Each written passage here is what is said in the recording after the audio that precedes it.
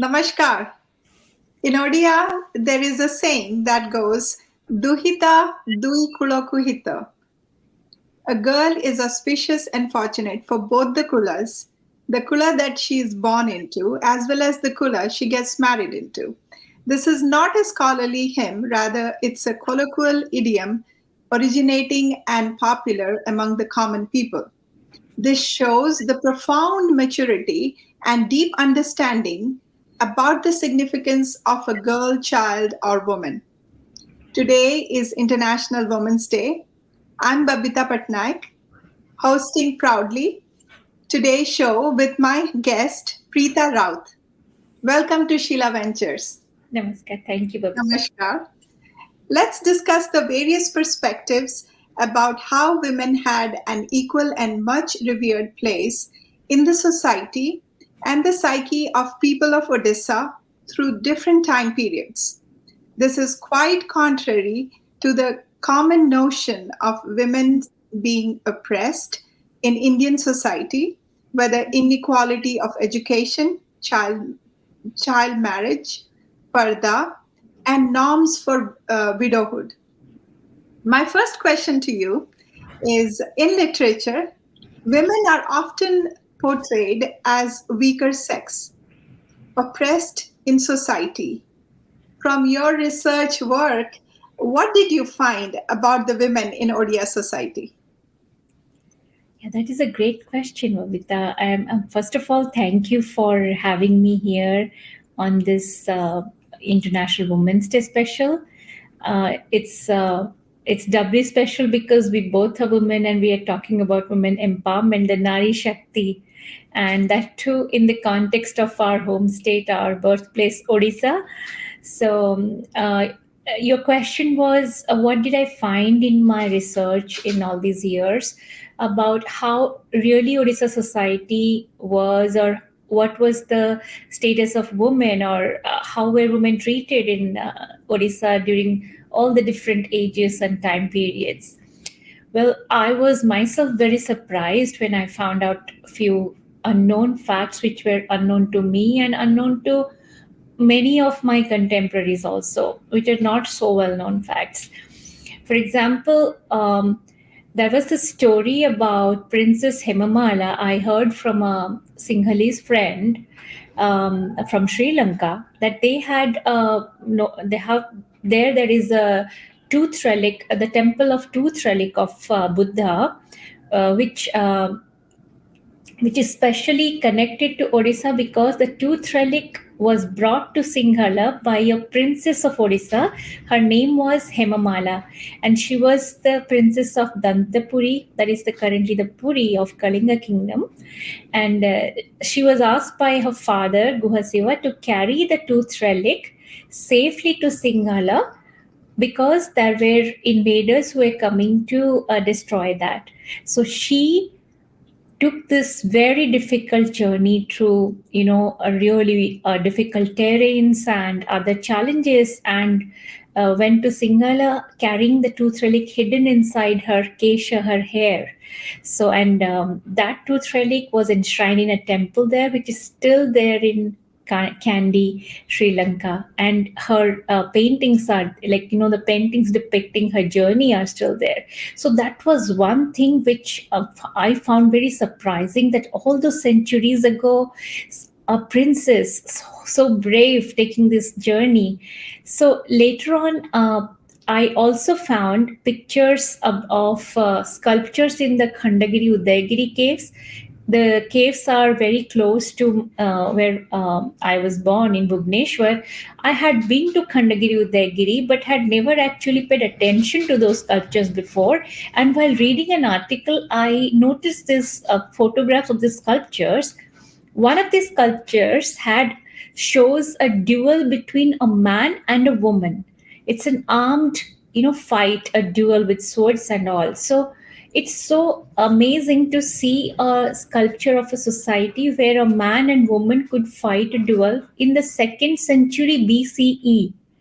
That is around 2400 years ago, you know. And there was another sculpture which shows a group of men and women. they are capturing an elephant and taming the elephant. So, in that group, there are not just men, but there are women too who are actively participating in capturing and taming the elephant, which is supposed to be a very manly job. And as you just said, women have been considered as the weaker sex all over the world in literature or popular notion. So these were things that surprised me. And also, growing up, we had heard about the Kalinga war times when Ashoka had invaded Kalinga and launched his brutal attack, where the people of Kalinga, irrespective of their sexes, both men and women, these brave people, the women and men, they fought together hand arm in arm against the mighty army of Ashoka. They were vanquished, that is another story. But the thing is that courage, the valor that they showed to protect their motherland. So, all these things are showing that there was a tradition of women being powerful, being brave, being considered just as good as men, even before all these centuries before Christ. And this trend continued till the medieval times also. After the medieval period, after the invasion of, like, after Odisha succumbed to, foreign forces, then the story slowly changed because of societal changes. Otherwise, there are so many more examples also, but to give you few, these are few examples. Does that answer your question? Yes, it does. I just want to bring the attention of my audience to Dantapura, which is now presently called Puri. And that's what you were saying, that when King Ashoka had attacked Kalinga, that's when the princess went all the way to Sinhala, which is Sri Lanka, No, right? this was a little before that. Little before that. Okay. Yeah, this was after Buddha's. Before. Yeah, Okay. this was before Ashoka's time. Then Mhm. Ashoka's time. Then Kharavela's time of the Khandagiri Udayagiri caves. Okay, and during those times where you talked about the infamous Kalinga War, Yeah, where women fought as warriors yeah, along with the men, as you were just saying, and we talk of gender bias now. We're yes, talking of inequality now. We're talking of women not being paid as men, and hence in 1911, we started the International Women's Day, which we are celebrating today in India. Um, and we are also celebrating the induction of girls into NDA, uh, into the commissioned officer positions.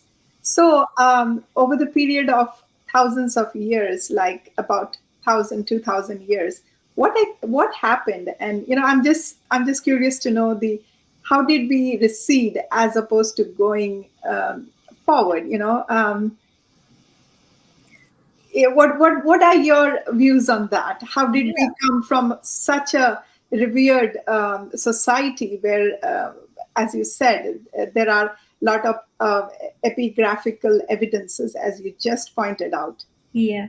Your thoughts on that? Yeah, that's another very interesting perspective to share. And, like, what would have happened before going into all that, since I gave you just a little bit of a mirror to the centuries before Christ, let me take you forward till the middle medieval period a little bit more, just like a just a tidbit here and there, and then I would tell you about what I think.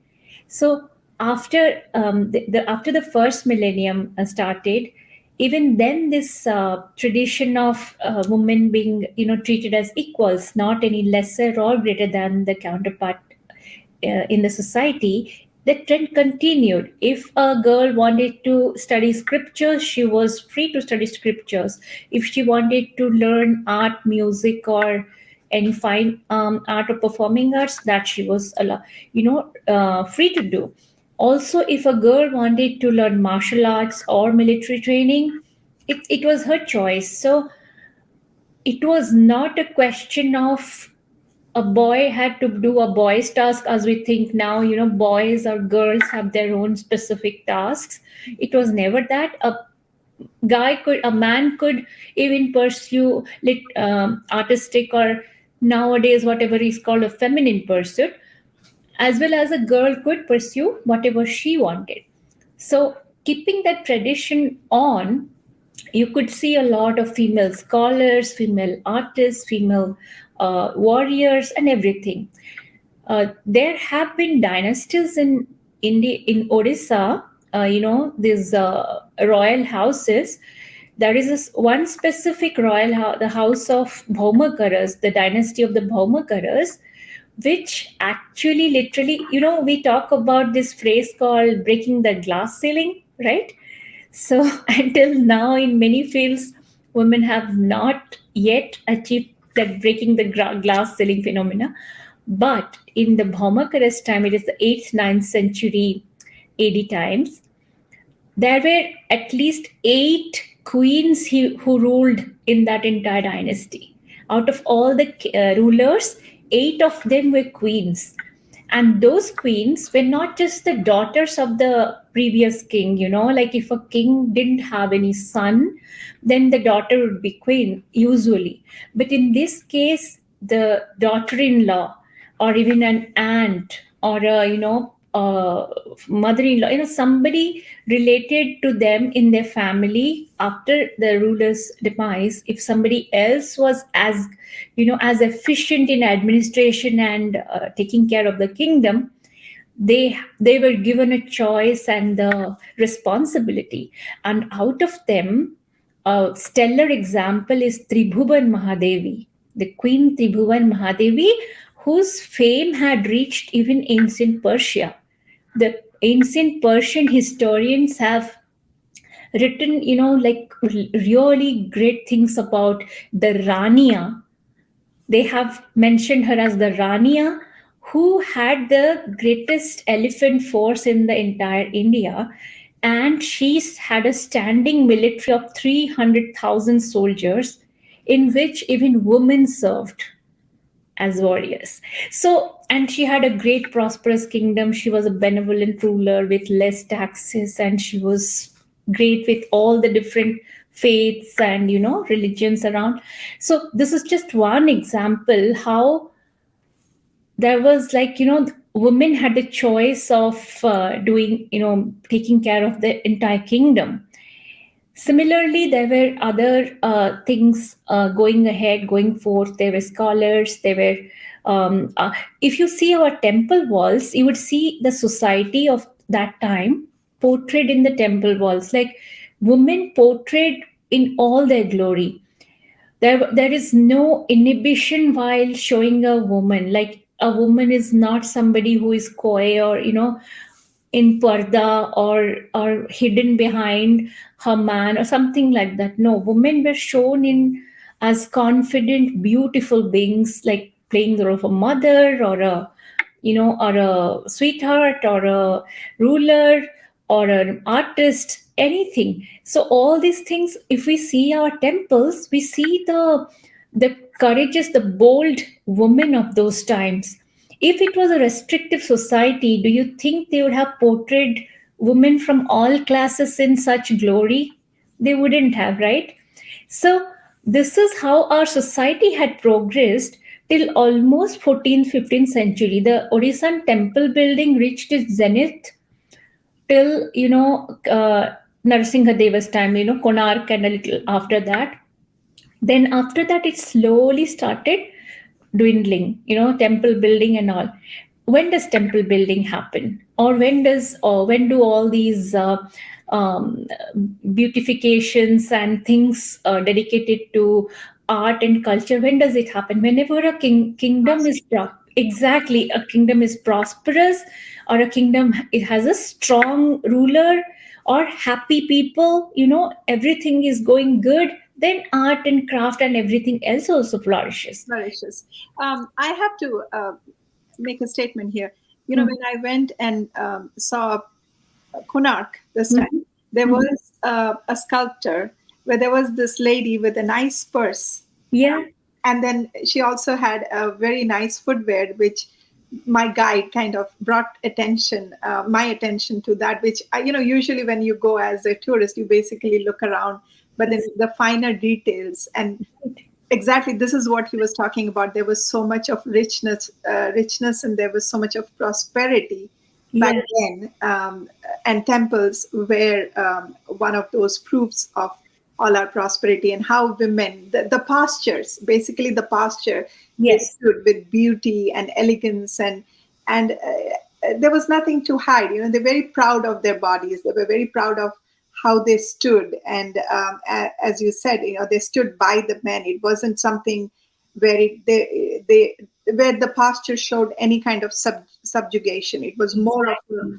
I'm with you, or we're Exactly. together in this. The Ardhanarishwara type of concept of the two. Ardhanarishwara type.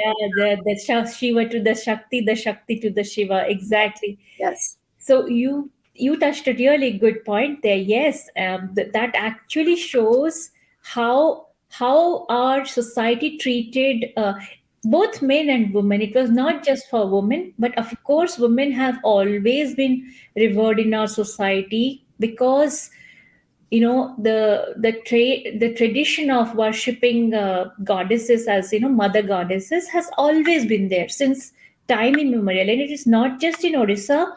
I believe what I have found, it is common throughout the world in different cultures, worshipping the divine feminine and the mother goddesses, right? So okay, let's now we have come to the medieval period, like till our Odissan temple architecture reached its zenith.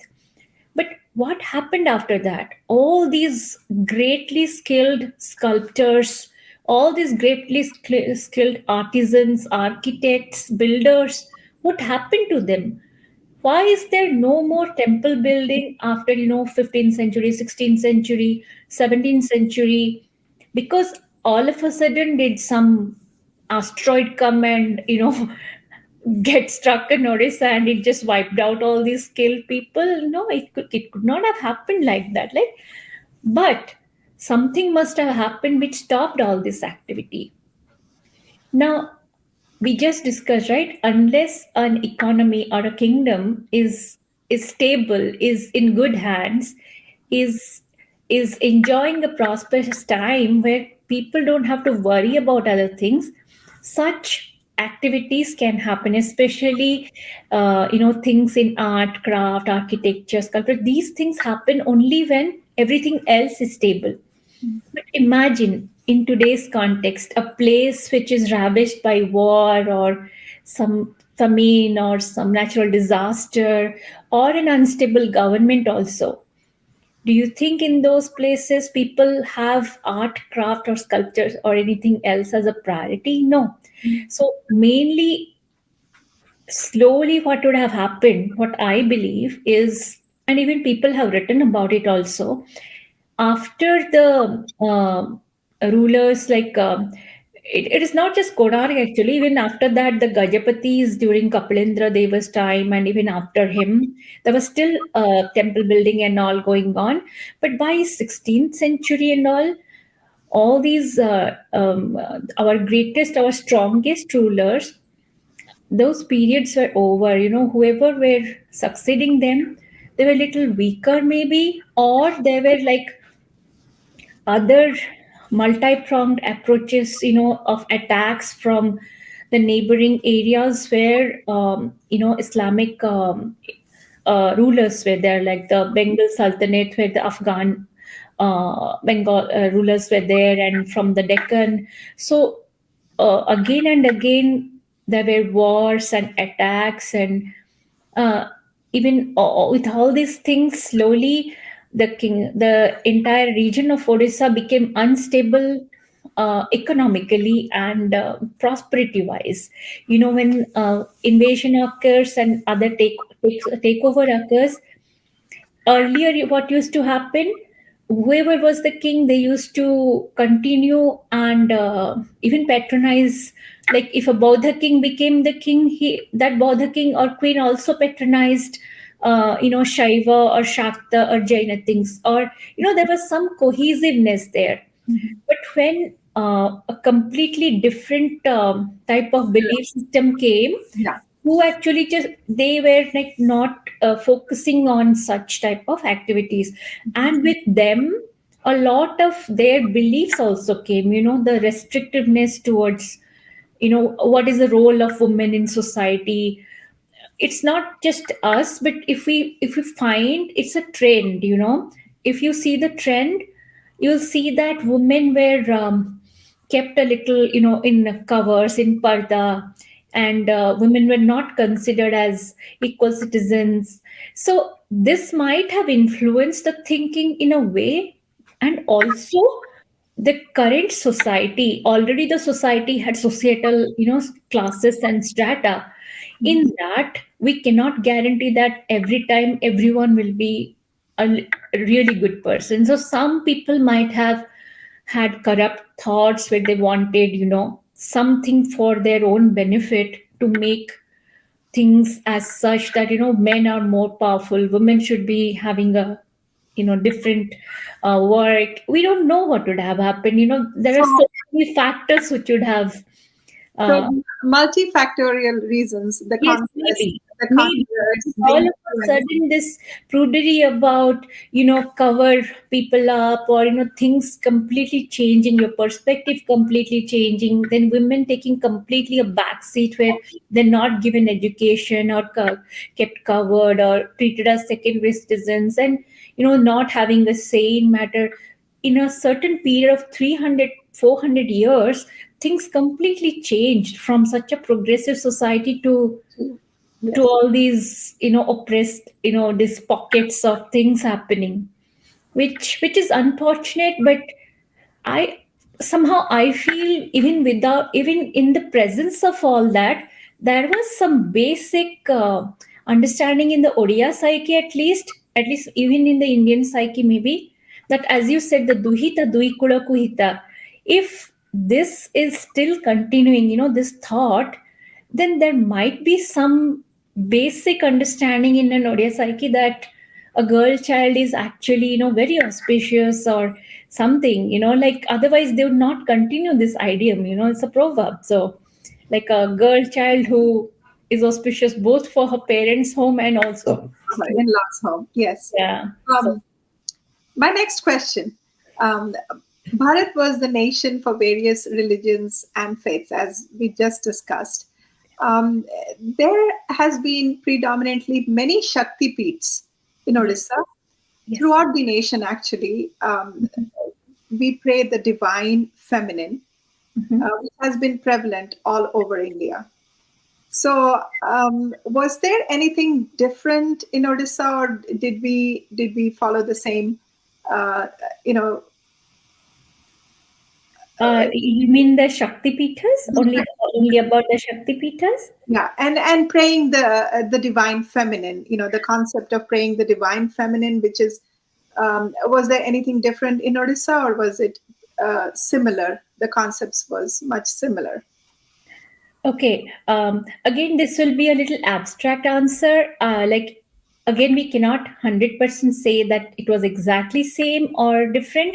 But yes, there are lots of similarities. And as you said about Shakti Peethas, the story of Sati and Shiva, everyone knows. And wherever goddess Sati's, body parts fell, that gave rise to the Shakti Peetha. And many of the eastern belt of India, like Odisha, Bengal, current Bangladesh, Assam, they have a lot of Shakti Peethas in this region. And Odisha also has some of the important Shakti Peethas. But apart from the Shakti tradition, where Shakti Peethas have, come up according to the Shakti worship, Shakti tradition, apart from that, in Odisha, goddess, the worship of Mother Goddess has been there since time immemorial. It was not just like the we have to understand that India is a cumulative consciousness of different faiths which grew in the soil of Bharatvarsh. It is not the entire Hindu culture is not just one thing. It's like an umbrella which covers a lot of things and which has evolved very holistically throughout thousands of years. In this, people who have lived in different parts of India, like in the hills, in the valleys, in the in the plains, in the plateaus, they all had their own form of belief system. Their local pantheon of gods and goddesses. Among this, there were also people who worship Vedic gods and goddesses, and then came the Puranic gods and goddesses. Similarly, there were people of the Jaina faith who had their own pantheon of gods and goddesses and Tirthankaras. Mhm. Then there were the Bauddhas who had their own set of, bodhisattvas and the gods and goddesses in their pantheon. And Hindu culture, in the Shaiva, Shakta, Vaishnava tradition, all the gods. Mhm. The most common denominator among all these were the indigenous people who were spread throughout the land. By indigenous people, I mean the natives, the indigenous native population, or we now call the tribals. They have been present in this land since we really can't pinpoint since when. And we know that anywhere in the world, the indigenous people are nature worshippers. They worship different energies that they have seen across around them, and accordingly they have worshipped. So in Odisha, a lot of places, even now, you find goddess Tambeshwari, Mhm. goddess Khambeshwari, who Mhm. is depicted just like a log or a stone pillar. And that is one of the most ancient forms of goddess worship. Then in every village, in the nooks and crannies of Odisha, and same thing in India, in South India, East India, everywhere, in every village you will find a village goddess, the Grama Devati, Mhm. right? Yes. You go to any mountain top, you will find a Vindhyavasini, or some mountain goddess who resides on the hilltop. You go near the river, you will find a goddess temple. You go to a peepal tree, there also underneath that you will find a goddess. And anywhere you go, you will find different forms of local goddesses like Olasuni, Polasuni, Majighariyani, all these names you would never find in any Vedic or Puranic mentions. So, where have all these names come from them? These are all, more in like these are all the local goddesses' names. So Odisha is a hot pot, a melting pot of all these different, faiths, people who had lived cohesively with each other throughout the years. There were tussles, of course. There were power plays, tussles that happens even in a family, right? So, but overall, goddess Tara got fused with Tarini of the locals, became Tara Tarini. Mhm. Same like the goddess Padmavati or Saraswati in the Jaina temples, you see.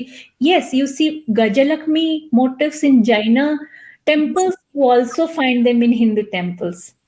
Imagine that. There are lots of similarities, and there are a lot of, like blending and amalgamation which has happened. So, mother goddesses, this concept is very common throughout India, and Odisha has its own set of local goddesses, that are unique to Odisha villages. But the Puranic goddesses, Shakti Pithas, and all, if you say that in an Odisha context, even any other part of India, people will understand that, okay, we are talking about Gauri or Durga. Yes, I forgot to mention about Mahishasura Mardini. How could I forget? Mahishasura Mardini, goddess Durga's form. All over across Odisha, you will find different depictions. The two-armed Mahishasura Mardini, four-armed, six-armed, eight-armed, till 14-armed Mahishasura Mardini sculptures you will find in Odisha. And Here, I would like to add, I think this is the depiction of so many hands. yes, I think that signifies the multitasker that we women are. yes, Mother, yes, goddesses. Our goddess is able to do so many significant things, and every hand represents an action.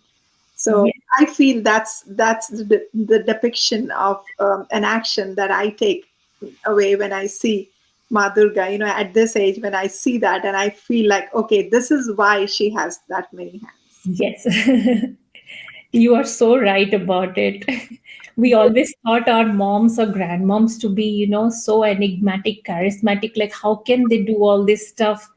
And then we went another step ahead, I think, coming away from our birthplace and here, tending everything on our own and managing everything, within that 24 hours. Yes. Yes, you're so right. So let me, during my conversation with you earlier on, you had mentioned um, Chaucity Jogin. Yes. So let's talk about that because that was quite interesting. And you told me there are two in Odisha, two in MP, and there is one more. So there are five Shakti Yeah. that you were talking about the magnanimous, and it's beautiful, and all the artwork there, and the architecture, and the feel of energies that you were talking about. So let's talk, and that's the feminine energy that Yeah. we are talking about on this day. So let's talk about that. Yeah, thank you for reminding me. I completely got carried away and forgot to mention. Yes, actually, there are few unique temples I wanted to mention. One of them was Chausati Yogini. There are 64 yoginis, the statues of 64 yoginis there, like the feminine version of the masculine energy, like Varaha, Varahi, Ganesha, Ganeshi, like that, the feminine version of all the yoginis. So, and there are Chamundas and Bhairavas. So, these the Chausati Yogini temples are like basically they were tantra places, tantric places where there was serious pursue people pursued the tantra sadhana really seriously, and these places exude like some magical feeling even now. And these places were um, they were scattered in a particular region only in India. Like there are two in Odisha and two in the neighboring Madhya Pradesh, Chhattisgarh region in Morena.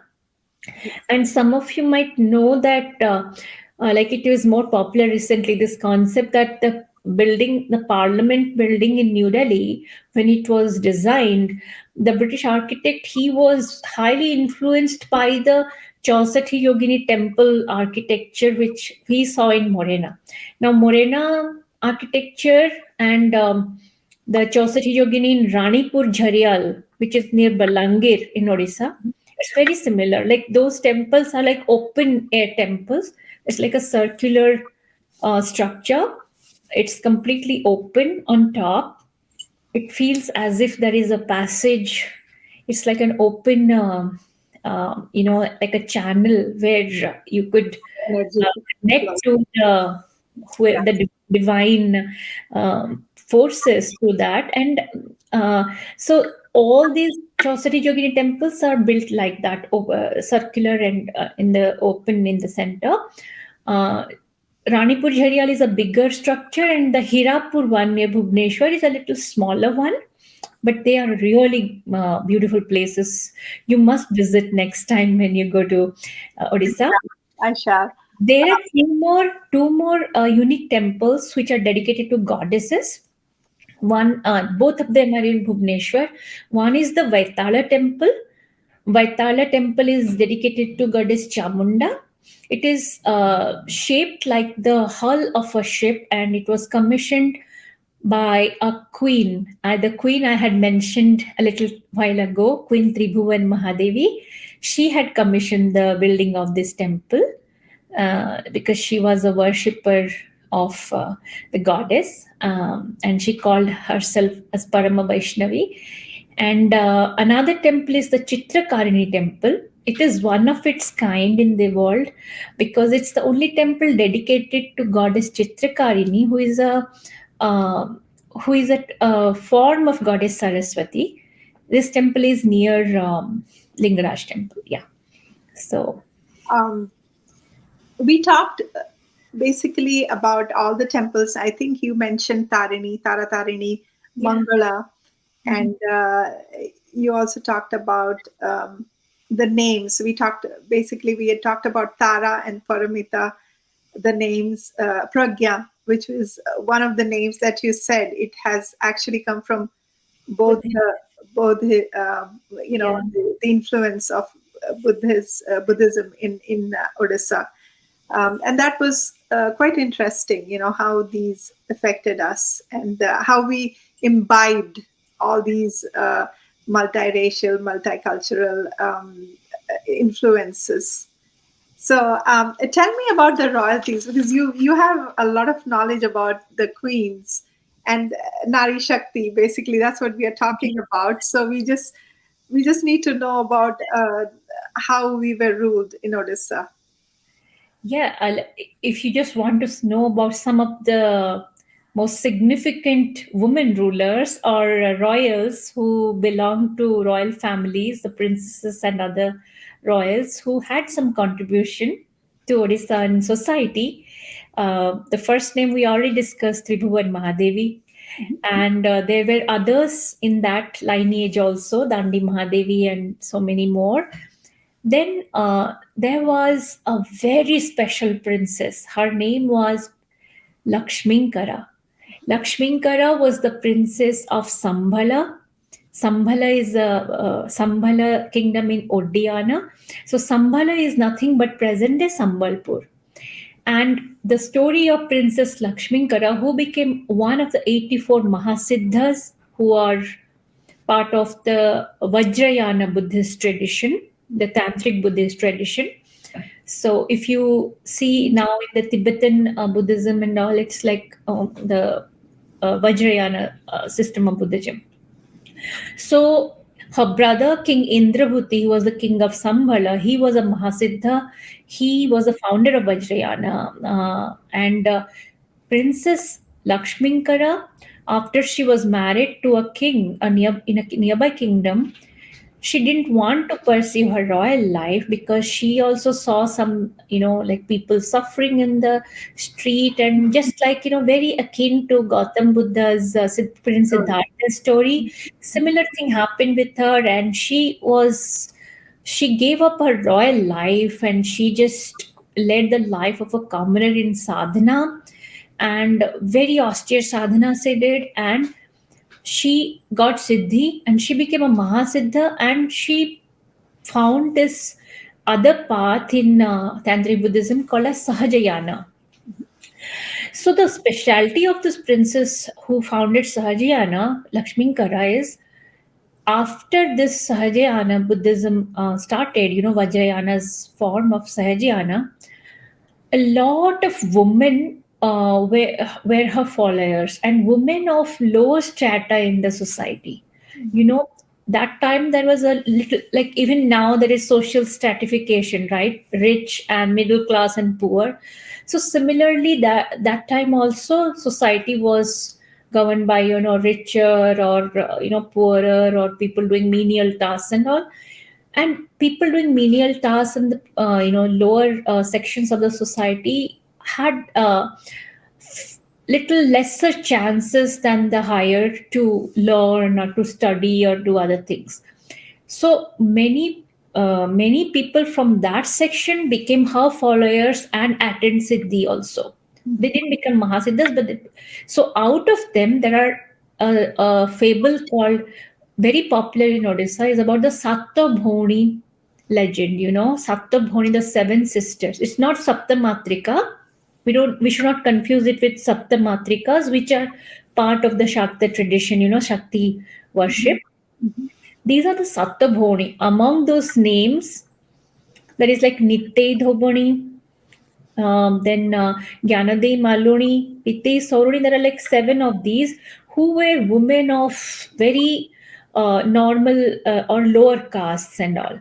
And they practice Sahajayana and other forms of this and attend siddhis and got special powers. Wow.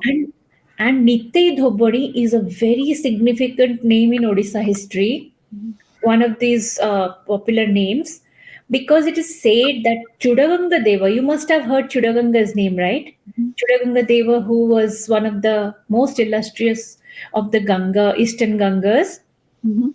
like Narsinga Deva's ancestor. Mhm. So Chudaganga Deva could rule, like could sit on the throne of Utkala and Kalinga by the help of Nite Dhubani. Wow. So it is said that her the special power Contribution. Mhm. helped him. It is a fable, a legend, but there must be a something, some little truth to it. So Lakshminkara and her followers had this thing, and her fame spread everywhere, and people still remember her as one of the 84 Mahasiddhas. There is one more princess Mhm. of the Gangas. She was the daughter of Annanga Bhimadeva and the sister of King Narasimha who built Konark Temple. Mhm. Her name is Princess Chandrika. Mhm. She was supposed to be very beautiful. She was very accomplished in scholarly, texts and then art and music and everything. She was married to the prince of a nearby kingdom who was King Narasimha Deva's general. After her husband died in one of the battles against the Bengal Afghans, she led a very pious and devoted life and life of social service for the people of the country. And she was a very devout, Vishnu worshipper. So she commissioned the building of the Ananta Vasudeva temple in Bhubaneswar. So Ananta Vasudeva temple was not commissioned by a king or a ruler. It was commissioned by Princess Chandrika. The inscription of Princess Chandrika was taken away to London by a person, and that inscription's photo, like the thing, was brought to Odisha by one of the eminent historians many decades ago. And then it was found that that was Princess Chandrika's contribution, that Anand Vasudev Mandira And construction. that's where you go and get prasad, Yes, the Abhada. Yes, and there yes, was, yeah, I have been there, and it's the most delicious and that's a divine experience, divine right? experience of eating, right there. Yeah, And when they cook, it's constant. They have constant cooking going on, and there's exactly. the people, after being worshipped in front of the goddess. So, Yeah, in yes. God, yeah. Yeah. So we also And there is just one more queen I would more. like to, yeah, that two more queens. I'll just give the name of Rani Sukhadev briefly. She was from Banki. She Mhm. actually fought just how Rani Lakshmi Bai had fought against the British. Rani Sukhadev had fought against another king who was attacking their kingdom and, conquered that. But apart from that, I would like to mention about Queen Rani Surjamani Pattamahade. She's from more recent history, from the early 20th century till she was alive till early 20th century. So she was the ancestor of the present king of Puri, Nidhar Singh Devji. So Rani Surjamani Pattamahade has a great contribution that is of importance we should speak. First of all, she was a great administrator in after the untimely demise of her husband, and when her son had not come to age, she had ruled, taken over the administration of the kingdom on his behalf. And even when his son was not there anymore, she took over the administration for her grandson, who was also not of age. So she had a great presence, and she was a great fighter also. She had learned combat and like what do you call, the martial arts, combat and everything in her young age. She was accomplished in studies and everything. So she was all in all an all-rounder. But she had taken a backstage because by that time parda had happened in royal families, and the queens were not allowed to take any active role in administration and all, unfortunately.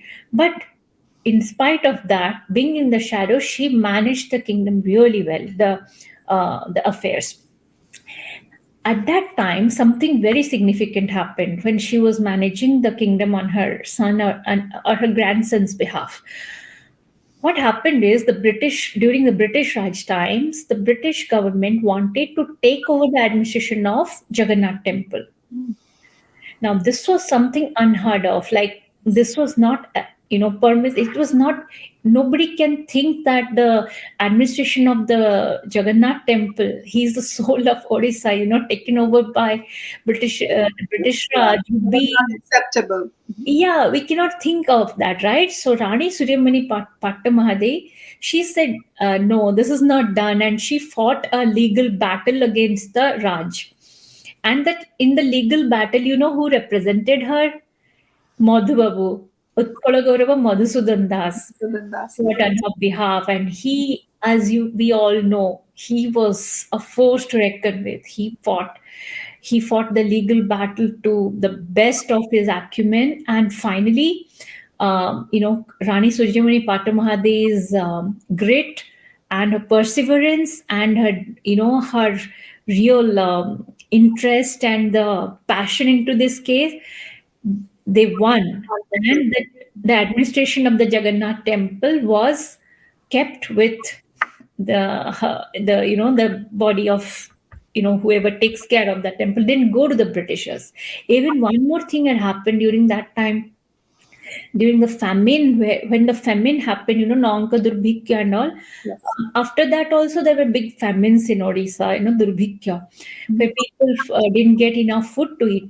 So during those times, even Rani Sujamani had asked the temple's abhada, Mahaprasad, to be given to all the people who were in need at that time. She had opened the coffers, and so she was a very, very prudent and pragmatic administrator, and a proactive thinker, and a kind and very, very dynamic person.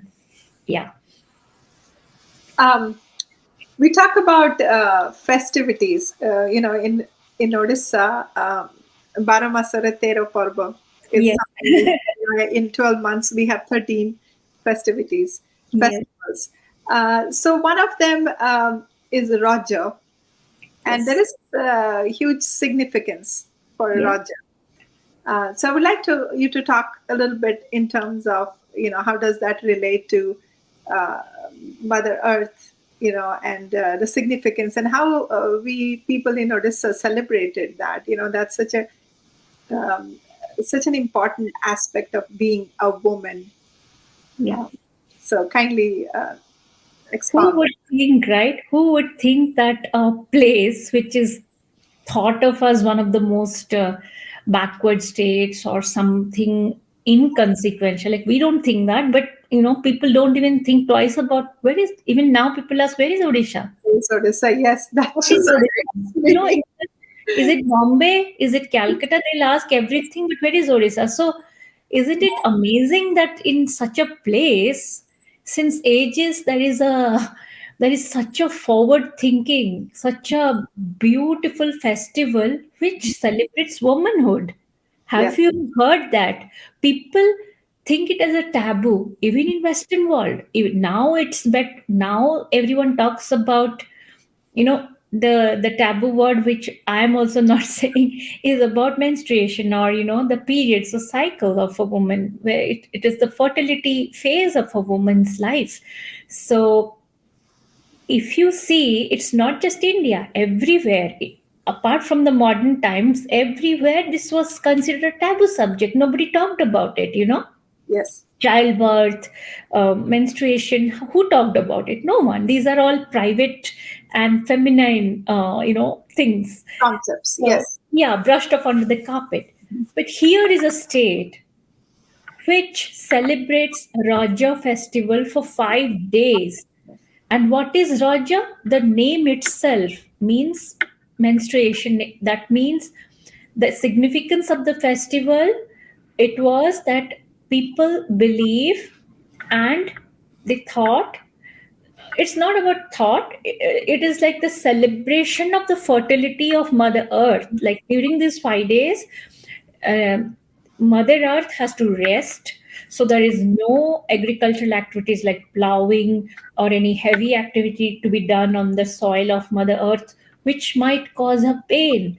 So even girls or people are not allowed to walk barefoot on the earth because it would cause a pain. So we used to be like, there will be like plantain leaves as a like a slipper, Mhm. so that the Mother Earth would have a like a no, soft fall of feet on her, not any hard feet trampling her. So this is showing the maturity and the acumen of our ancestors, that they combine two things by saying that this is something to be celebrated. We are celebrating the fertility period of Mother Earth. Mhm. And in this period, she needs to rest. And this is also a period where we should celebrate her. If we make pitha, we make different types of food, we have festivities, girls do like swings and doli, and they have lots of fun, even the guys. So what And does it mean? What does it mean then? I feel like we were very progressive in accepting this fact that it is normal. And when you connect the nature and Mother Earth, who everybody respects, so Yes, people would accept it as a fact of life rather than yes. making it like like a taboo, as you said. So we were quite progressive when you And celebrate something like this. one more thing, did you notice, like, people talk like feminism, we talk about, oh, why should I, like, this is so regressive that women cannot go to the kitchen or cannot do the puja or all these things. I am a woman, it's my choice. Of course we are women, it's our choice. But imagine, in those days, why would they have made all these things? They are clearly saying that Mother Earth, she needs rest, so that's why don't do plowing. Similarly, when a girl or a woman is, Good. having her 5 day cycle, her body needs rest. Yes. In those days, there were joint families and lots of physical activities women did, right? Like starting from pounding of the grains in the dinky till the jairagoda in the, stone mill, to Mhm. washing, to cooking, like hundreds of chores. And Mhm. not every woman's body is same. Some of the women actually feel physical pain, emotional, like mood swings and stuff during those 5 days. So rather than making it a big deal, they just made a common thing that, this time women are not supposed to go to the kitchen or do puja or do other things or not meet with people. That means they were trying to say indirectly that Let take them rest. rest. Let them rest. Yes. So rather than just canceling this as just being regressive, we can say, of course, with changing times, we don't need all that because now it's a choice, of course, and we're not in joint family structures. We are more nuclear, and there are other aspects which help us in diminishing that pain and stuff. So of course we should progress with the times, but we should not, at least I feel, we should not cancel all these things by saying that these are regressive things or oppressing things. No, there was a method to this madness, I would say. Yes. Why they did that? Yes. So wouldn't you, like, what do Yes, you think about it? I would, I would agree because everything that we did and everything our grandmothers told us, there has always been a scientific, I would say, I always reasoned with a yogic science attached to everything we did. And we didn't have rhyme or reason. And even now, when we try to reason, it's not correct. Yeah, It takes a whole lot of thinking out of the box to figure out why we did what we did, and it was very, very significant. yeah, So as you mature and as you start seeing things from a different angle, then you realize they were they were more smarter, and their education, even though it was not in books, it came down from generations of yeah, just listening and just hearsay, and it was still very scientifically proven and very effective for health, hygiene. As you said, the girls needed to rest, so this was one of the reasons when you said you cannot go to the kitchen, you cannot wash the clothes. So basically, they were providing more of a restful condition. yeah. That's what the bodies need.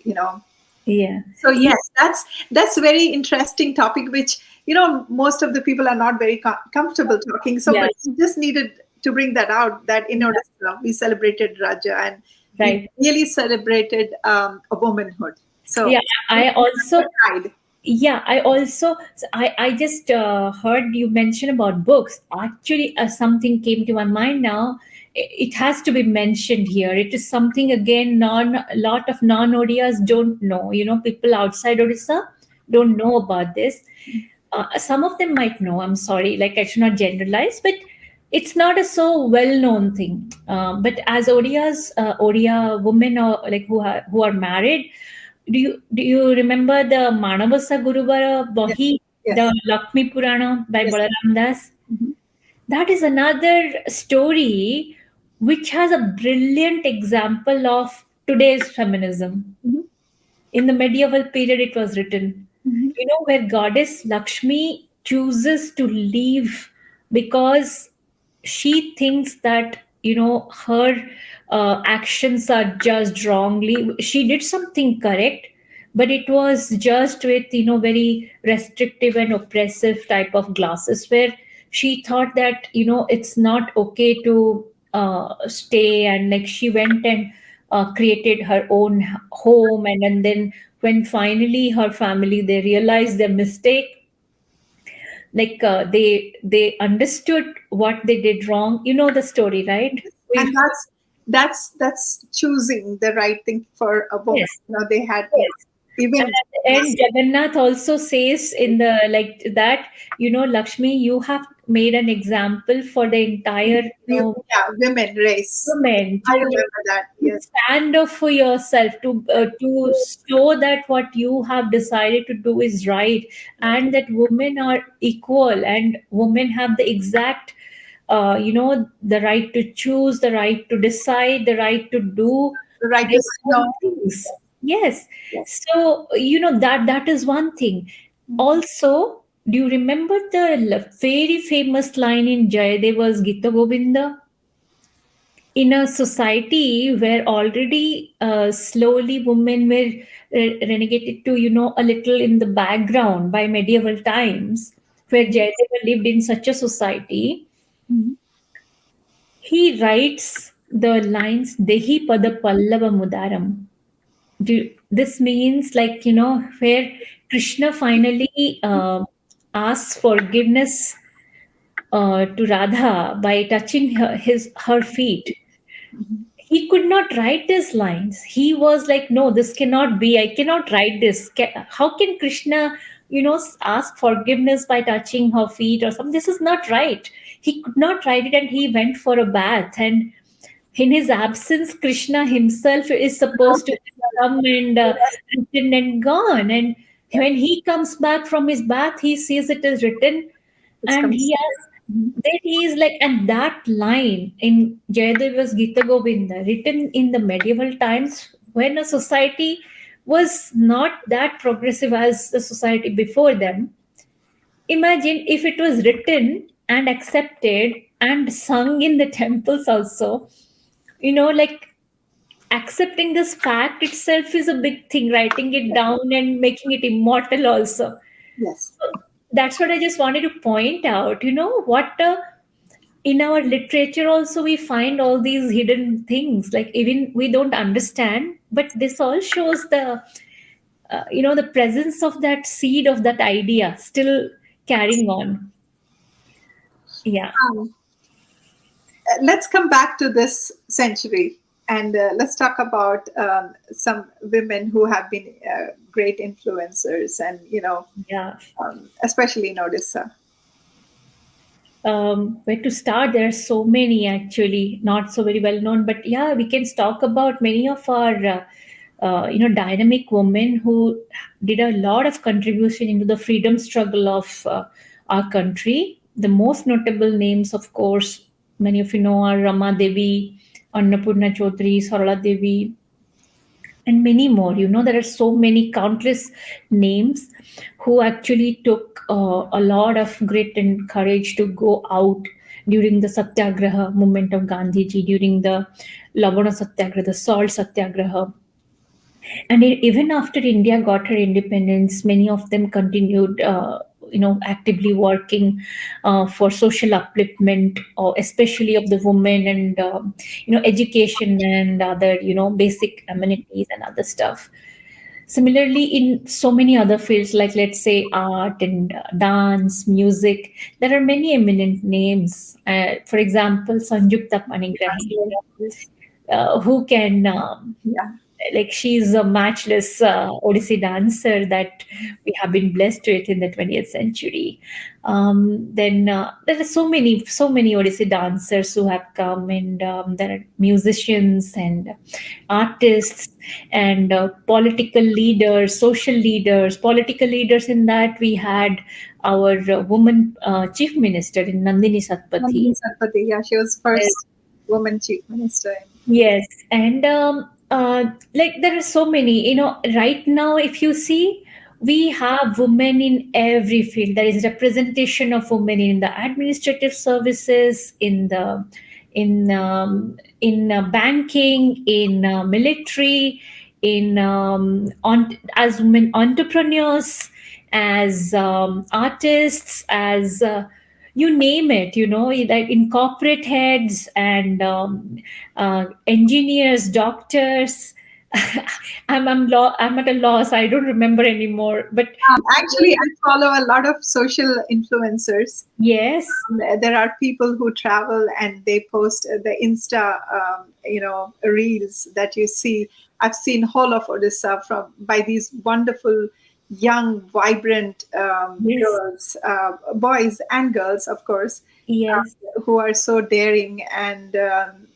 It's very it feels so fulfilling to see that, to see the vibrancy in all yes. our youth. Mm-hmm. They try all these adventurous ways of living life, Uh-huh. a carefree life, and just really living it. Yeah. And very quickly, I know we are past 1 hour, Oh, and I yes. can that's all right. We can still add a few things, and I think the last one, which was very interesting, is INS Tarini. Oh, There is yeah. a little bit of touch of Odisha there, kind of a link there, and you were explaining what Tarini means in terms of voyagers. So especially when there was this all women navy group that had transversed all across the world. So can we talk about that real quick? Yes, sure. INSV Tarini, the vessel from Indian Navy. Mhm. Why we are talking about today? Because it had an all women crew, all Navy officers, and the specialty was this all women crew, they circumnavigated the earth in a very in choppy waters, in all sorts of adverse conditions, and they had a lot of great things from that journey. The significant thing what Bhavita you have asked is INSV Tarini. Why that name struck? Why, when we read about it or talked about it, why are we discussing it in today in Odisha's context? Well, we came to know that INSV Tarini was named Tarini by the Navy after the patron goddess of sailors, that is goddess Tarini. And she is none other than the Tara Tarini goddess on the top of the hills near Rushikulya River in Ganjam, where your ancestors belong from, And I right? was there in November. I went to visit. Yeah. It's amazing. It's So amazing. Tara Tarini is the Tara goddess. Tara represents the Buddhist goddess Mhm, who is the savior from any calamities in the sea. The mhm, Buddhist sailors, the sadhavas, used to pray to goddess Tara when they did their, there's with the from on the Rushikulya towards the sea. Same thing for Tarini was for the non-Buddhist, the indigenous sailors. So what had happened is Tara Tarini fused, and they are worshipped together as Tara Tarini. But Tarini, that's how the name as the patron goddess of the sailors. And her name, like a goddess from Odisha, is featured in the all women crew in the vessel INSV Tarini, which circumnavigated there. So, what better Nari Shakti can we talk about in today's context? In today's context. So it's very empowering. It's just it gives you such a sense of joy and like representing your state, and the goddess from Ganjam. I call her from Ganjam, from the hills of Ganjam. And this is Before concluding, Babita, I think we should also mention all those, this enigmatic, charismatic women in our lives. Our moms, grandmoms, aunts, and cousins. All these women in our life who we have seen, we have grown up and admired, and like they are our role models mostly. They have done things that we as kids we would think like, how do they do it, right? So that maybe this conversation is a tribute to all our ancestors and all those who we came from. And I'm so happy talking about all this today with you. As you said, we have seen our mothers, aunts, grandmothers with immense vigor and wisdom and strength, which was paired with humility, patience, and inclusiveness. They included everyone into themselves. Women have been revered in the psyche of people of India as Shakti, as Saraswati, the goddess of knowledge, as Parvati, who is the Ardhanarishwar, part of Shiva, and in Durga, as in Durga. So let's today, as we celebrate the Women's Day, let's not just conform it to one day. Let's celebrate women all through the year, all through the ages that we have done in the past years, as you had discussed in all your stories and all the historic information that you provided. Let's celebrate the woman for who she is. Let's respect and revere her being, and let's empower her with pride and joy. Let's allow her to make her own choices.